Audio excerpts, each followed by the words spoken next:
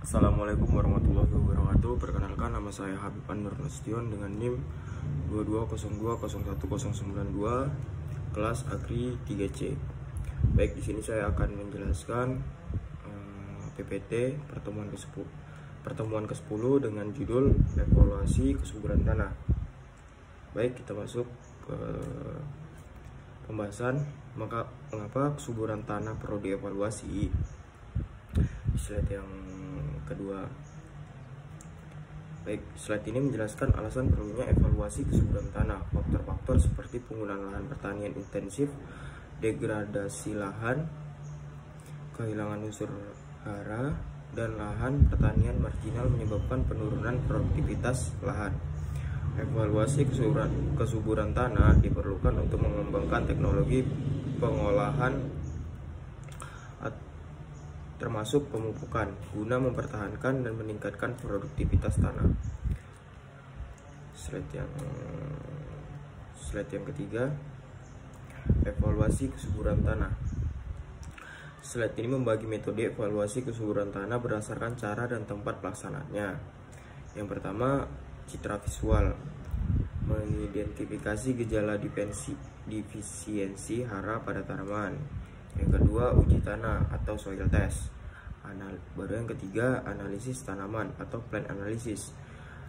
Yang keempat, percobaan pot di rumah kaca. Yang kelima, percobaan di lapangan atau uji biologi.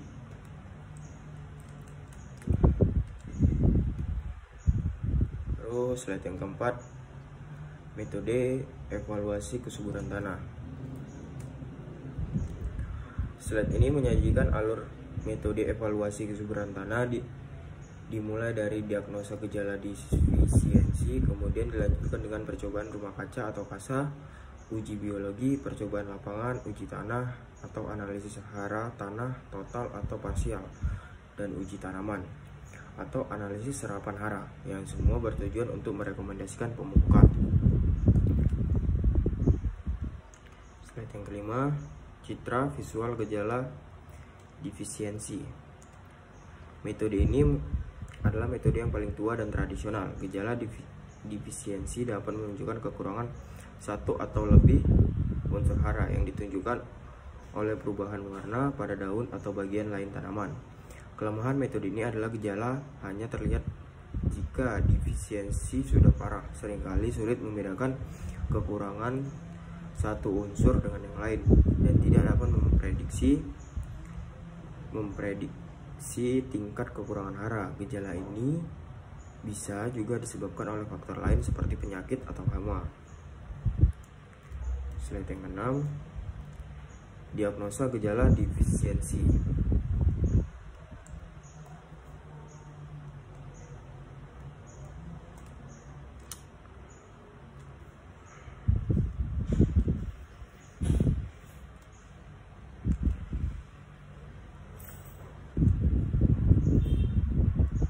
Prinsip tanaman akan menunjukkan respon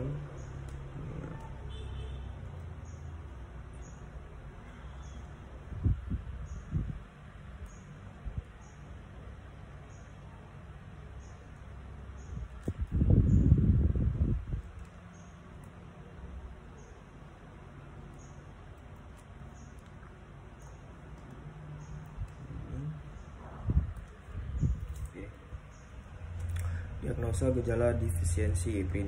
Prinsipnya, tanaman akan menunjukkan respon atau gejala defisiensi jika unsur hara dalam tanah tidak cukup atau kekurangan dari yang dibutuhkan. Kapan tanaman menunjukkan gejala defisiensi? Jika satu atau beberapa unsur hara tidak berada dalam pH yang cukup atau satu unsur hara berlebihan, sedangkan unsur lainnya sangat kurang. Pada yang kedua, gejala kekurangan unsur hara akan terlihat pertama sekali pada daun, misalnya perubahan warna, kematian jaringan, bentuknya tidak normal. Pada yang ketiga, gejala kekurangan hara melalui awal pertumbuhan hingga produksi tergantung peran setiap unsur hara. Efisiensi unsur hara. Di sini ada 5. Baik, yang pertama yaitu nitrogen. Nitrogen penyusunan protein klorofil dan berperan terhadap fotosintesis. Kekurangan nitrogen menyebabkan daun berwarna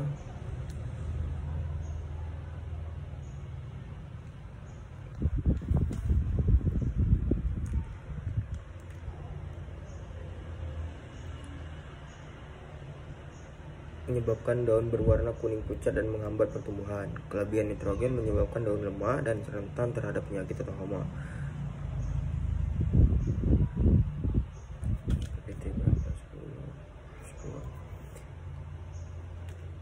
Rentan terhadap penyakit dan hama, kekahat boron widespread, dan kekurangan buah jadi.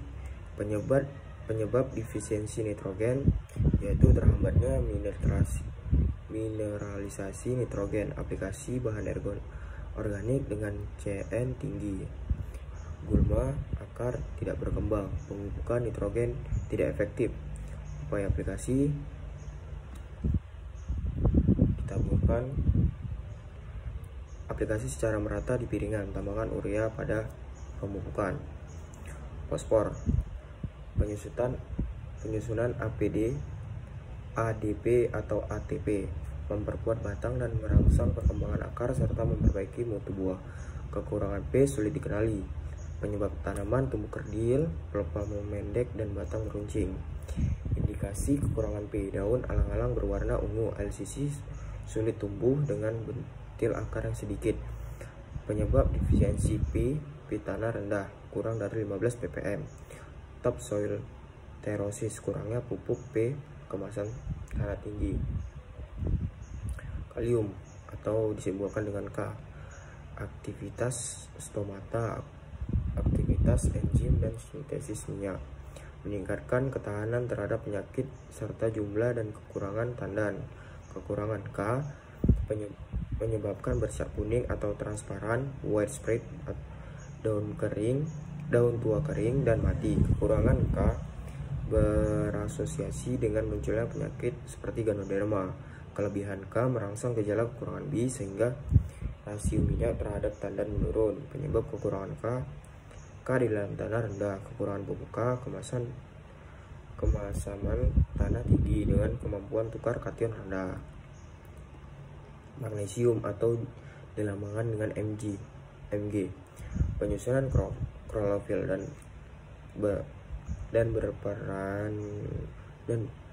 berperanan dalam respirasi tanaman maupun pengaktifan enzim. Kekurangan Mg menyebabkan daun tua berwarna hijau kekuningan pada sisi yang terkena sinar matahari, kekuningan kecoklatan lalu kering. Penyebab defisiensi Mg yaitu rendahnya Mg di dalam tanah, kekurangan aplikasi Mg tidak seimbang Mg dengan kation lain.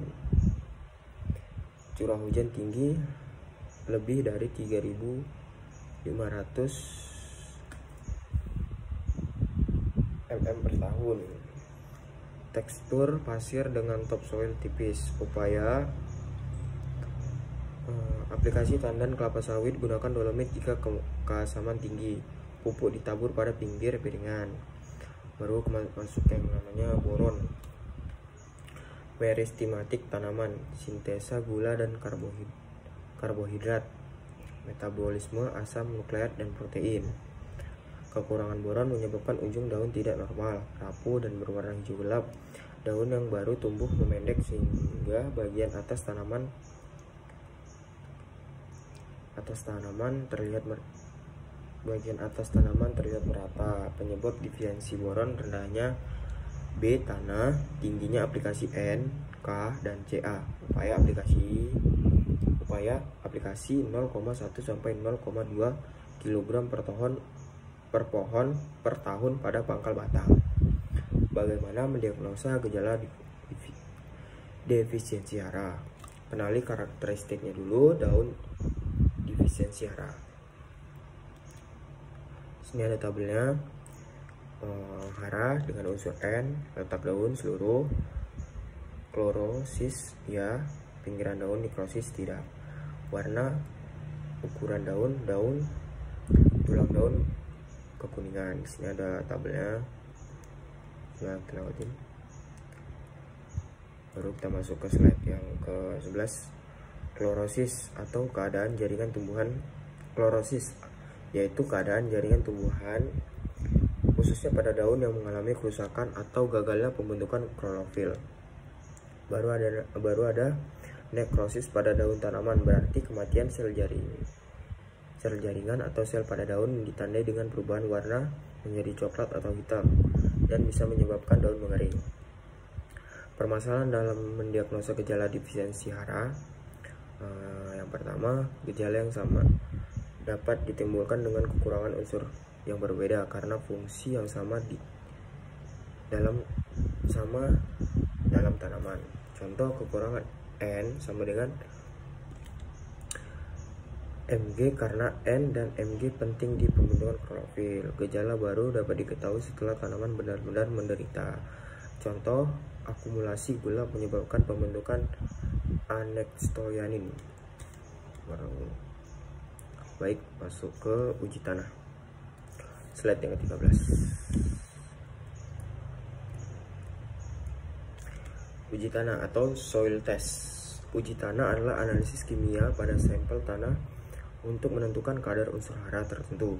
Tujuannya adalah untuk mengidentifikasi tingkat ketersediaan unsur hara di dalam tanah, memprediksi respon tanaman terhadap pupuk, dan menentukan rekomendasi pupuk yang tepat. Slide yang ke-7.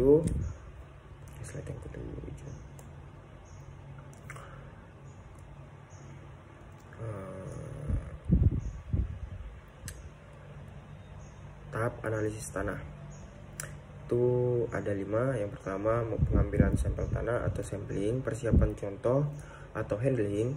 Yang ketiga, ekstraksi dan pemisahan. Yang keempat, pengukuran dan perhitungan. Yang kelima, pengambilan contoh tanah harus representatif atau mewakili. Baru yang kedua, metode dilakukan dengan secara zigzag, setiap titik diambil 1-2 kg contoh, kemudian dari masing-masing areal dicampurkan secara merata, lalu diambil secara secukupnya dan ditempatkan pada kantong plastik dan diberi label lapangan. Yang ketiga, lapisan tanah yang diambil. Untuk contoh tanah umumnya lapisan atas atau topsoil, yaitu lapisan mulai dari 0 sampai 20 cm dan 20 sampai 40 cm.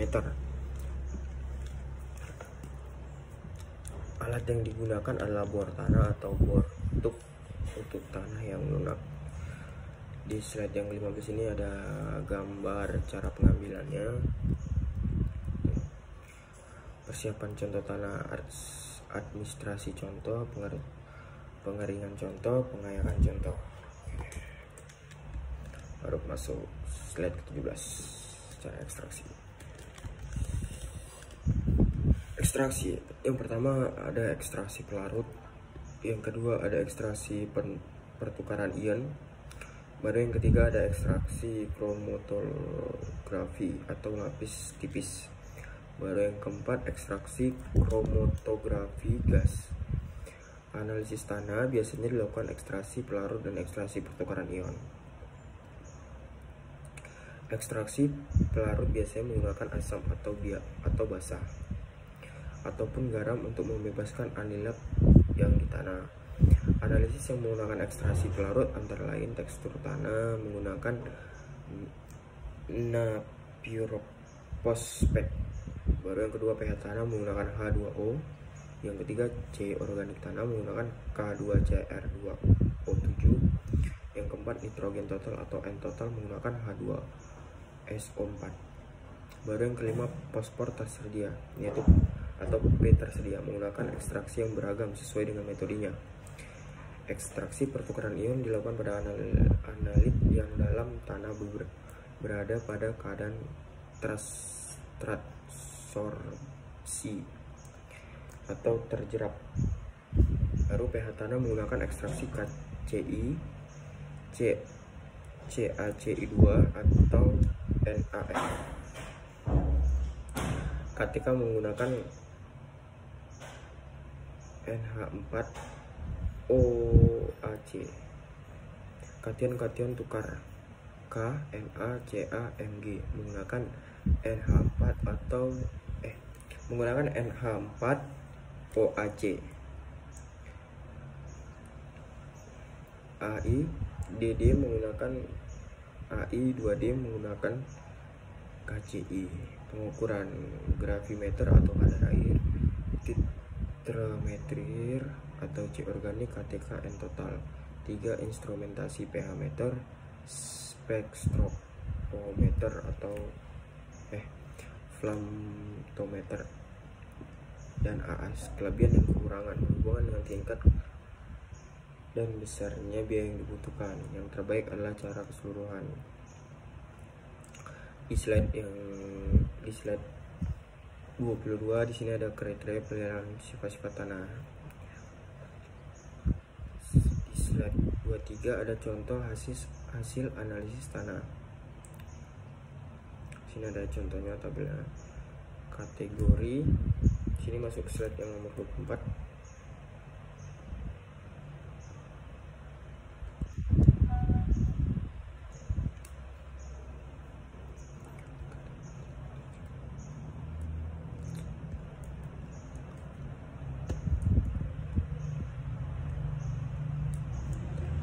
Kategori tingkat uji tanah. Kurva responsif uji tanah digunakan untuk membagi tingkat uji tanah menjadi beberapa kategori, yaitu di bawah optimum, di atas optimum. Lalu diperluas lagi menjadi beberapa kategori dengan istilah sangat rendah, sedang, tinggi, dan sangat tinggi. Di sini ada gambarnya di slide nomor 25. Bisa kita lihat besar hara yang harus diaplikasikan menurut kategori. Di sini slide 26 ada perhitungan dosis pemupukan berdasarkan hasil analisis tanah. Di sini ada caranya. Baru slide yang 27 yang terakhir, kriteria kadar hara daun kelapa sawit. Di sini ada. Di sini dijelaskan juga. Baik, presentasi saya sudah siap. Sekian dan terima kasih. Bila ada kesalahan saya izin minta maaf.